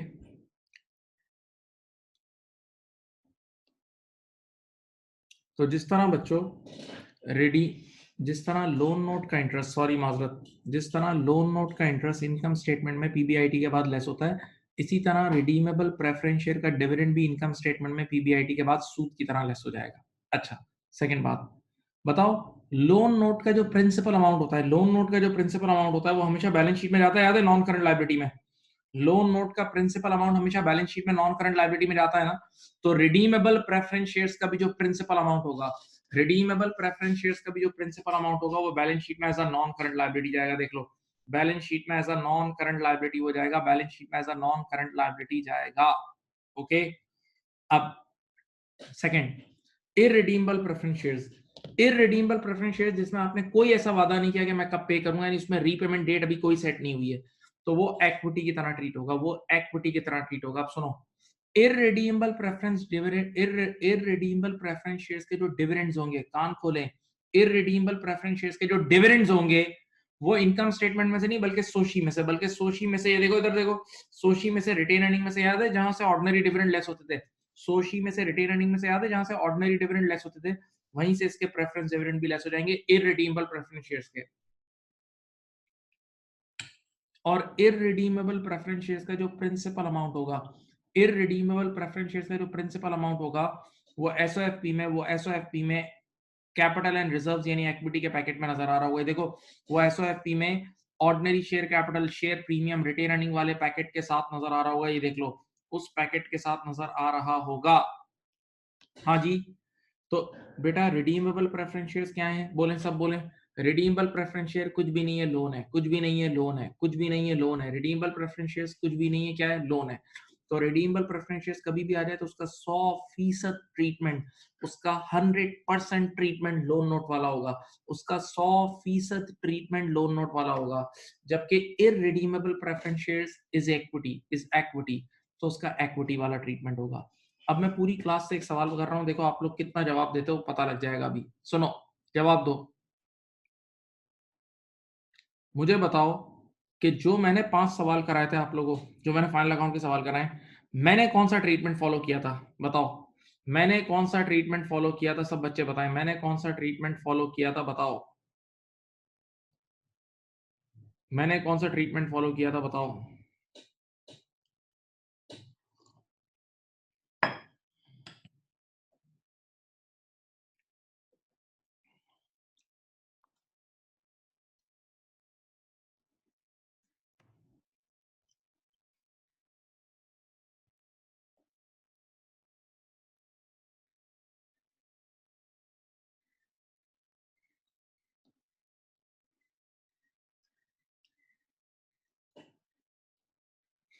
रिडीमेबल, वेरी गुड बेटा। हमने जो आपको मैंने जो आपको पढ़ाया, मैंने उसमें आपको रिडीमेबल वाला ट्रीटमेंट कराया, मैंने उसमें आपको रिडीमेबल वाला ट्रीटमेंट कराया है। बहरहाल एग्जाम में अगर, अब एक बात सुनो, एग्जामिनर साइलेंट है तो आपकी मर्जी है, एग्जामिनर अगर साइलेंट है तो आपकी मर्जी है, आप रिडीमेबल वाला ट्रीटमेंट ले लो या रिडीमेबल वाला। लेकिन अगर उसने मुंह से बोल दिया ना कि रिडीमेबल है, तो फिर रिडीमेबल वाला ट्रीटमेंट ही करना, और अगर उसने बोल दिया इरिडीमेबल है तो इरिडीमेबल वाला ट्रीटमेंट करना। सही है? चलो मैं तुम्हें एक बड़ी अच्छी सी मशक कराता हूँ और कुछ चीजें सिखाता हूँ। इधर देखो, सुनो, ये देखो, तुम्हारे सामने एक एग्जामिनर बोल ही नहीं रहा, चुप है, सब बच्चे हैं, जवाब दो। एग्जामिनर कुछ बोल ही नहीं रहा, ना रिडीमेबल लिखा हुआ ना इरिडीमेबल। एक बैलेंस शीट तुम्हें कंप्यूटर पर बना के दे दी, उसने कंप्यूटर पर आपको एक बैलेंस शीट बना के दे दी, और इधर देखें, उसमें उसने उसमें इसने शेयर कैपिटल जो है ना वो नॉन करंट लायबिलिटी में दिखा रहा है, preference share capital non current liability में दिखा रहा है। तुम इसका क्या मतलब है? रिडीमेबल या इरिडीमेबल? वो प्रेफरेंस शेयर कैपिटल इस हेड में दिखा रहा है, नॉन करंट लायबिलिटी में दिखा रहा है, तो बताओ इसका मतलब रिडीमेबल है या इरिडीमेबल है? Very good, redeemable. आपके सामने एक डायरेक्ट बैलेंस शीट बना के दी उसने, और उसने नॉन करंट लायबिलिटी में प्रेफरेंस शेयर दिखा दिए, समझ जाना रिडीमेबल है। सेकंड केस, उसने आपके सामने एक बैलेंस शीट बना के दी, एग्जामिनर ने आपके सामने एक एसओएफपी बना के दी, और कैपिटल एंड रिजर्व्स वाले इस हेड में, कैपिटल एंड रिजर्व्स वाले हेड के अंदर उसने प्रेफरेंस शेयर कैपिटल लिखा हुआ है, कैपिटल एंड रिजर्व्स वाले हेड के अंदर उसने प्रेफरेंस शेयर कैपिटल लिखा हुआ है। बताओ रिडीमेबल है, इररिडीमेबल है? इररिडीमेबल है, वेरी गुड, इररिडीमेबल है, गुड गुड गुड। तो इस तरह करके भी क्विज कर सकता है। इसी तरह चलो एक और, उसने आपके सामने सोशी बना के दी हुई है, उसने आपके सामने एक सोशी statement of changes in equity बना के दी हुई है, उसने आपके सामने सोशी बना के दी हुई है, statement of changes in equity बना के दी हुई है। बताओ, और सोशी के अंदर प्रेफरेंस डिविडेंड लेस करा हुआ है, ना कोई रिडीमेबल की बात कर रहा है ना इररिडीमेबल। बताओ कौन सा होगा, तुम खुद सोच के बताओ। इररिडीमेबल होगा, गुड। और आखिरी चीज, तो उसने तुम्हारे सामने एक इनकम स्टेटमेंट बना के दी हुई है, उसने तुम्हारे सामने इनकम स्टेटमेंट बना के दी हुई है, और इनकम स्टेटमेंट में से प्रेफरेंस डिविडेंड लेस कर रहा है, इनकम स्टेटमेंट में से प्रेफरेंस डिविडेंड लेस कर रहा है। तो बताओ ये कौन से होंगे? रिडीमेबल होंगे। अच्छा, अब ये जो चीजें मैंने आज आप लोगों को पढ़ाई है ना, टैक्स की चीज और ये चीज, ये पार्ट 2 में भी है, ये आपको आनी चाहिए। कोई भी आपसे पूछे, बड़ी बेइज्जती हो जाती है इसमें, याद रखना कि रिडीमेबल प्रेफरेंस शेयर्स का ट्रीटमेंट और इररिडीमेबल प्रेफरेंस शेयर्स का ट्रीटमेंट, ये आना चाहिए आपको, देख लो।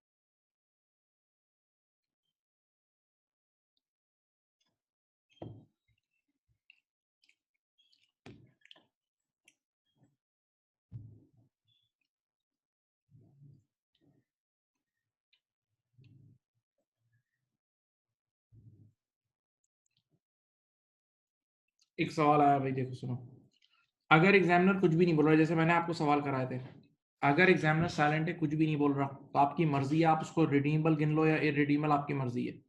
लेकिन हाँ भाई, एक एक हरकत नहीं करना, इतने मासूम नहीं बनना प्लीज, कि इनकम स्टेटमेंट में रिडीमेबल वाला ट्रीटमेंट कर रहे हो, बैलेंस शीट में इररिडीमेबल। ऐसा नहीं करना, वरना तो खुद सोचना, सर जानवर का लगा दिया और धड़ इंसान का लगा दिया, कोई बोलेगा क्या चीज बनाई है आप, नहीं समझे। अगर इनकम स्टेटमेंट में रिडीमेबल वाला ट्रीटमेंट कर रहे हो तो बैलेंस शीट में फिर नॉन करंट लायबिलिटी में ही दिखाना। हाँ, और अगर इनकम, और अगर आपने इन सोशी में इररिडीमेबल वाला ट्रीटमेंट किया है तो बैलेंस शीट में भी इररिडीमेबल वाला ट्रीटमेंट करना, सही है नहीं, इतनी अलाइनमेंट होनी चाहिए। बहरहाल जहां एग्जामिनर साइलेंट होगा वहां आपकी मर्जी, आप जो ट्रीटमेंट करना, आप जो ट्रीटमेंट करना चाहें कर सकते हैं वहां, जो ट्रीटमेंट, जैसे जो मैंने सवाल आपको दिए थे उसमें साइलेंट था ना, तो मैंने रिडीमेबल वाला ट्रीटमेंट कराया, मेरी मुझे रिडीमेबल वाला मजेदार लग रहा था, मैंने उसमें रिडीमेबल वाला ट्रीटमेंट आपको करा दिया, सही है। भाई एक सब बच्चे का सवाल है, इररिडीमेबल की कोई एग्जांपल, एग्जांपल क्या, एक मिनट, इररिडीमेबल प्रेफरेंस शेयर्स क्या है, आपने प्रेफरेंस शेयर इशू किए, लोगों से पैसे ले लिए, लेकिन अभी तक कोई रीपेमेंट डेट अनाउंस नहीं की है, आपने अभी तक कोई रीपेमेंट डेट अनाउंस नहीं की, जब तक कोई रीपेमेंट डेट अनाउंस नहीं हुई तो वो इररिडीमेबल है। हाँ, बहरहाल आप डिविडेंड दोगे उसके, दैट्स इट। और अगर आपने डे वन से रिडेम्पशन डेट अनाउंस कर दी, डे वन से रीपेमेंट डेट आपने अनाउंस कर दी तो रिडीमेबल।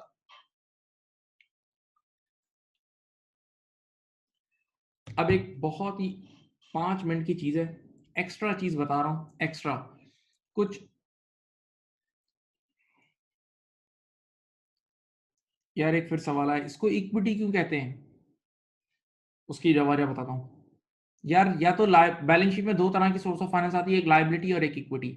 लायबिलिटी वो होती है, लायबिलिटी वो चीज होती है जिसमें repayment obligation to repay cash हो, यानी जिसमें रीपेमेंट डेट डिफाइन हो। तो अगर रीपेमेंट डेट डिफाइन नहीं होगी तो डेफिनेटली फिर वो, ऑब्वियस सी बात है उसका, अगर वो लायबिलिटी नहीं है तो सेकंड सोर्स एक्विटी में चला जाएगा। एक चीज आपके कोर्स में नहीं है, लेकिन लेकिन अगर जो हजरात स्टॉक मार्केट की थोड़ी नॉलेज रखते हैं उनको पता, उनको ये बातें पता है, और आप लोग भी अगर 5 मिनट वो बात सुन लोगे तो उससे फायदा ही होगा, कोई ऐसे जाया नहीं जाएगा। एक रेशियो है जिसको हम बोलते हैं EPS, earning per share, EPS earning per share, ये देख लो।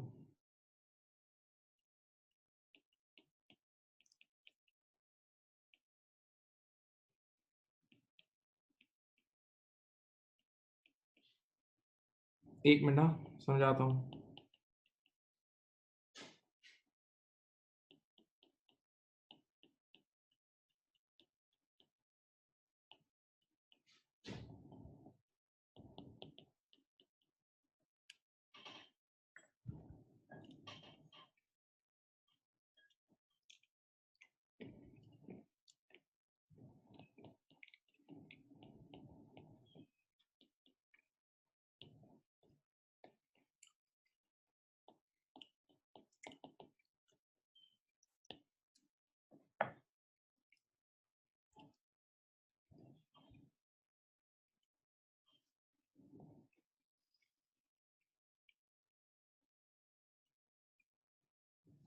इधर इधर सामने देखें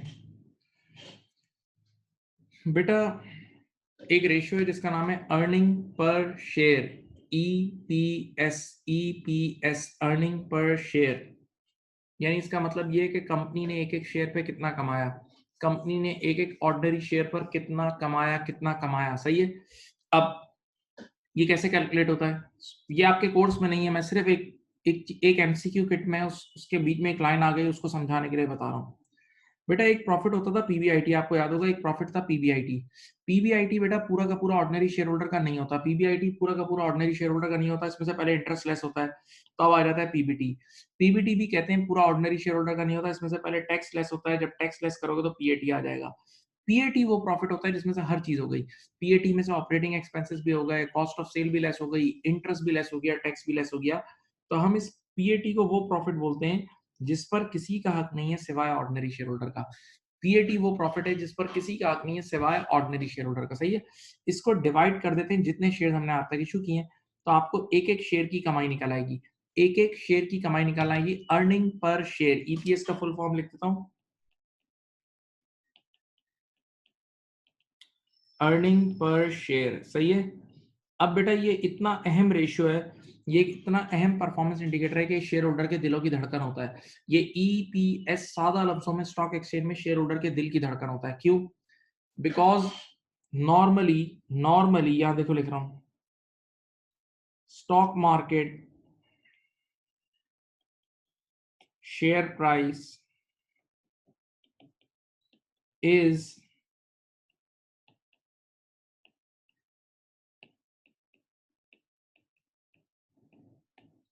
stock market share price is dependent on EPS.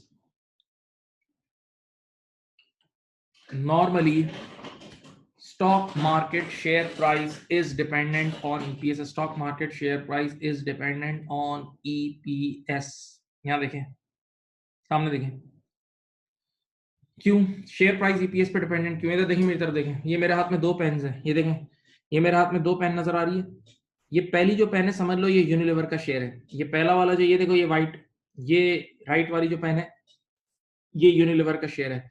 इसका ईपीएस है 1000 रुपए, यानी ये एक एक शेयर 1000 रुपए कमा के दे रहा है। ये एक शेयर 1000 रुपए कमा के दे रहा है। ये दूसरा जो शेयर है ये आईसीआई का शेयर है, इसका ईपीएस है 50 रुपए।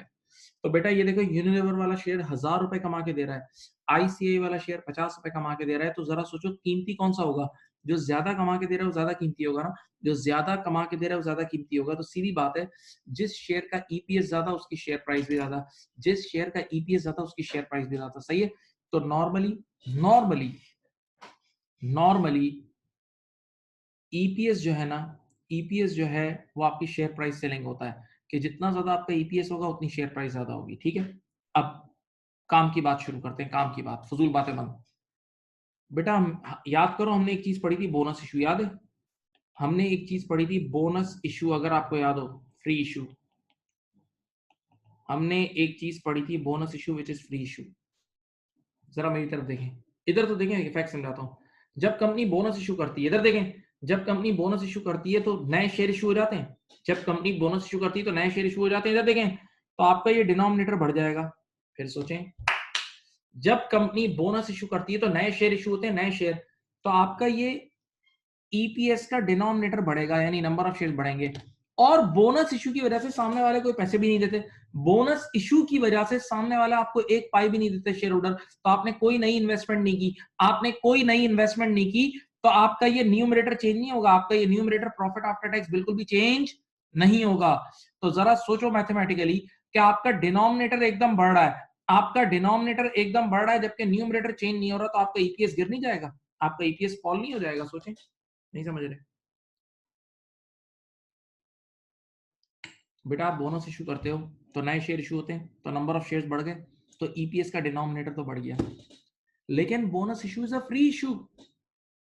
बोनस इशू की वजह से एक पाई भी नहीं आती, बोनस इशू की वजह से एक पाई भी नहीं आती कंपनी में, तो कंपनी की इन्वेस्टमेंट तो हुई नहीं, तो न्यूमरेटर तो चेंज ही नहीं होगा, तो आपका ईपीएस गिर जाएगा। और जब ईपीएस गिरेगा तो शेयर प्राइस भी गिरेगी। सोचो, बोनस इशू होगा तो नंबर ऑफ शेयर्स बढ़ेंगे, नंबर ऑफ शेयर्स बढ़ेंगे तो ईपीएस का डिनोमिनेटर बढ़ेगा, ईपीएस का डिनोमिनेटर बढ़ेगा तो ईपीएस गिरेगा, और ईपीएस गिरेगा तो शेयर प्राइस भी गिरेगी।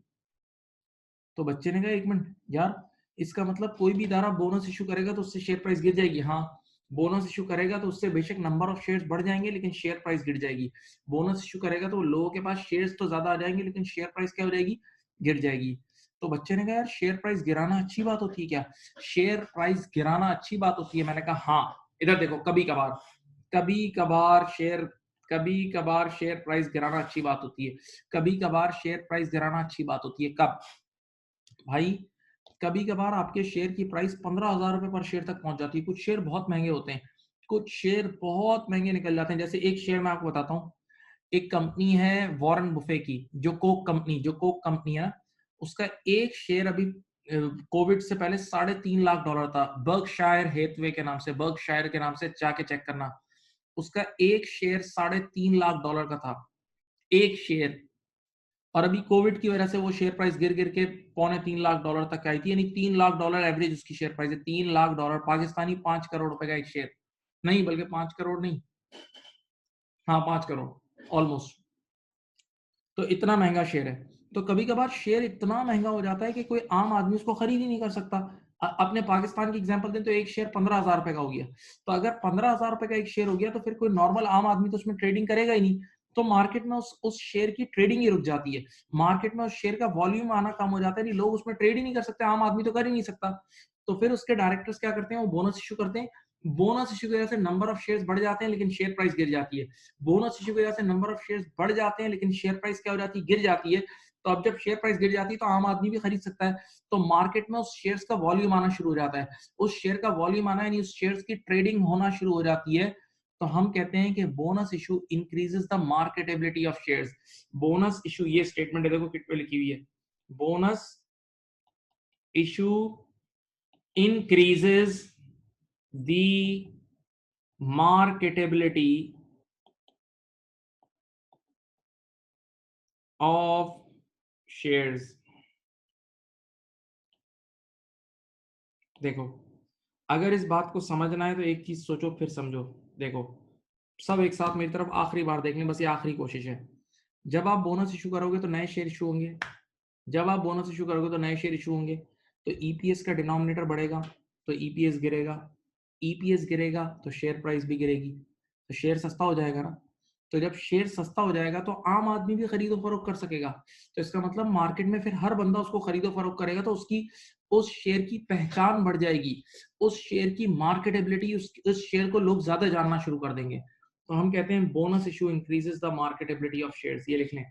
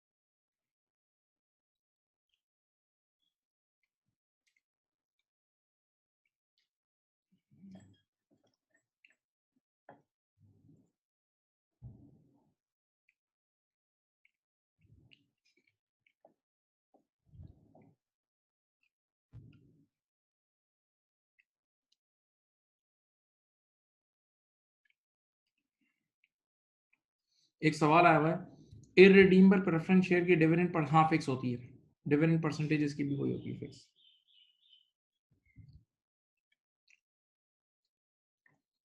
अच्छा बेटा, अब यहाँ पर इस पॉइंट पे आके कंपनी अकाउंट्स खत्म हो गया है, अब इसकी एक एग्जाम किट की क्लास है। सही। आप लोगों से रिक्वेस्ट है कि आप इस चैप्टर की बुक रीडिंग करें। बुक रीडिंग करने वाला चैप्टर है, अपनी बीपीपी या कैपलन की जो भी स्टडी टेक्स्ट आप लोग यूज कर रहे हैं, इसकी बुक रीडिंग भी करें। सही है। और बुक्स सब अवेलेबल भी हैं, आप लोग चाहें तो बाय कर लें। राइट।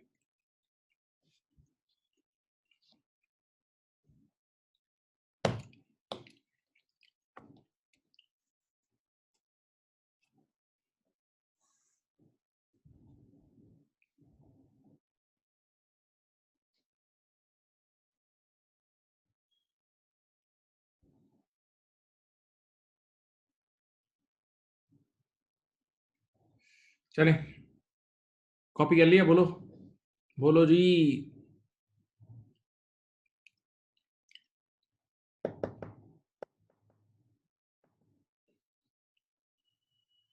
चलें, आज के लिए इतना ही रख रहे हैं, बाकी इंशाल्लाह नेक्स्ट मीटिंग में करेंगे। सही। Thank you. अल्लाह हाफिज। Bye bye.